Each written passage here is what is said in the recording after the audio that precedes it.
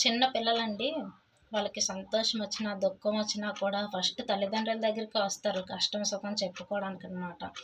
అదే మనం పనిలో ఉన్నామే అనుకోండి, "ఇప్పుడు కాదు నాన్న నా పని అయిపోయాక చెప్దువు గాని" అని చెప్పేసి నెమ్మదిగా చెప్పండి బిజీగా ఉంటే.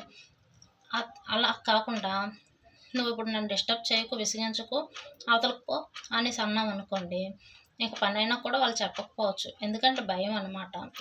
చెప్తే ఏమంటారో, మళ్ళీ గసురుతారో ఏటో అని చెప్పేసి భయపడి ఇంక అక్కడితో ఆగిపోతారు. అయితే చిన్నపిల్లలు మాట్లాడినప్పుడే వాళ్ళ ముద్దు ముద్దు మాటలు వినడానికి మనం ట్రై చేయాలి. ఆస్వాదించాలి ఆ మాటలు, మనం అప్పుడే ఆనందపడాలి. పెద్దయిపోయాక మనం ఫ్రీ అవ్వచ్చు వాళ్ళ మాటలు వినడానికి. కానీ వాళ్ళు బిజీ అయిపోతారు. జాబులొస్తాయి, మన దగ్గర ఉండొచ్చు, ఉండకపోవచ్చు.